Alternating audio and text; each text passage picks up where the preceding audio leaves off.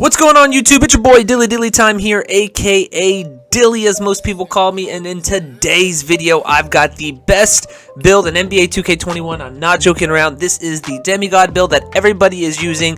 All the big YouTubers are using it. The offensive threat or the two-way scoring machine, depending on how you use the weight and the wingspan. So I'm going to dive right into it. All I ask is that you just smash that like button for me, sub if you're new, and let's just dive right into it. Now, this build can be made two ways. One at the point guard position and one at either the secondary or the center position.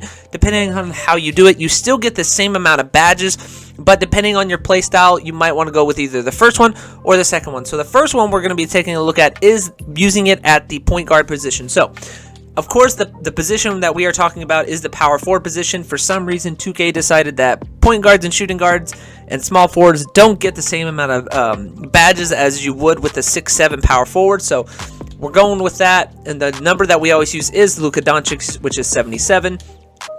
Now, with the height is 6'7", minimum weight, and the wingspan, I really thought about it, and you either want to go 6'11" or 7. I like 6'11" because at 99 overall, we're going to have a 94 3 ball, which gives us Hall of Fame deep threes, which is crucial this year. Deep threes is crazy. It's basically limitless range. So if you want Hall of Fame, go ahead. I feel like gold works just fine, but if you want that Hall of Fame to make yourself feel more comfortable, go ahead and get to 6'11". If you don't and you just want to stick with the 93, then 7 foot is the way to go. So 6'11", boom, right there. Now for the attributes, we're going to go max out our driving dunk, our driving layup, max out our standing dunk, and bring our close shot to a 50, ladies and gentlemen. That is going to give us 13 potential finishing badges.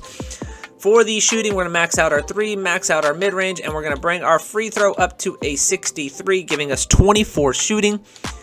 For some reason, 2K gives the power forward with a speed with ball at an 84 a Hall of Fame quick first step, which is why everybody likes it. You don't get it unless you're like a 6'3" point guard. You don't get Hall of Fame quick first step. So that's kind of like defeats the point if you're going with height for point guards. Now, pass accuracy, we are going to bring that up to an 82, giving us 24 potential playmaking badges. Now, defensively, I went with a max out steal. I maxed out my block, and I maxed out my offensive and defensive rebounding. I maxed out my speed, my acceleration. I didn't touch my strength. I brought my stamina all the way up. I brought my vertical to a 78. And then I put the rest on perimeter, only giving me a 35 perimeter, but gives me 18 potential defensive badges.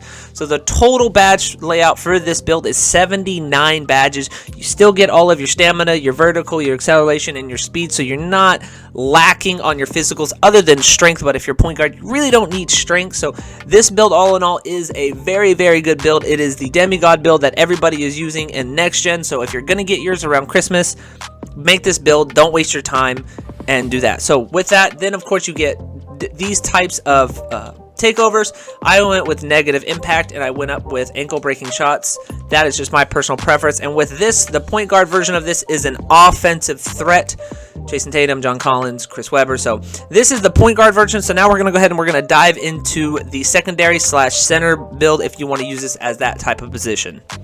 Alright guys, and this is the second way to make this build, guys. It's exactly the same as you can see, 13, 24, 24, and 18.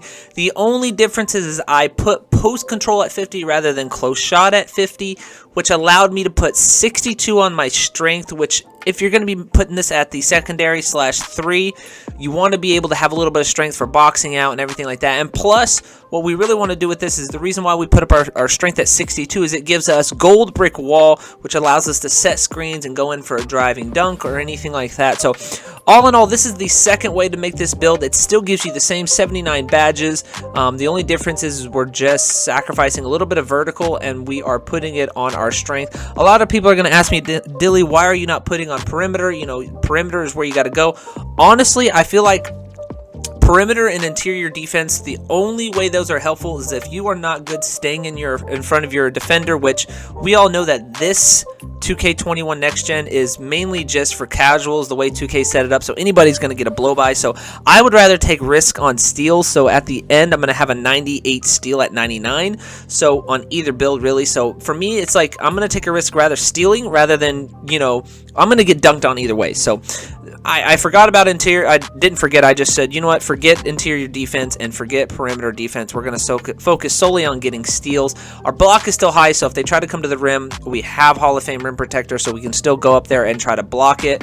It'll be an 88 when we're at a 99. So all in all, not a bad build. A 95 defensive rebound. So this really does work on both occasions, guys. Like I said, the only difference is we moved post control to 50 instead of close shot, which allowed us to increase our strength. Moving on, these are the takeovers that we get. If you're going to do a secondary, okay, if you're going to be the secondary person, you're not going to be the main ball handler, what I would do is negative impact, and I would do spot up precision. That's what I would do with this build, ladies and gentlemen. And with this build, you still get the offensive threat, which is not a bad idea. So it's, like I said, it really comes out to how you do the literally the weight and the wingspan is the only way you change these build names in 2K21 Next Gen. So as always, guys, if you found this video helpful, all I ask is that you smash that like button. If you wanted to see more content like this, see me stream on YouTube, don't forget to hit that subscribe button and hit the notification bell so you can join the Noti No gang. As always, I do stream on Twitch. I do play Call of Duty. I do play 2K sometimes. So if you want to see me stream there, you can. It's Dilly Time, one word. As always, guys, thank you so much. This is your boy Dilly, and I'm out.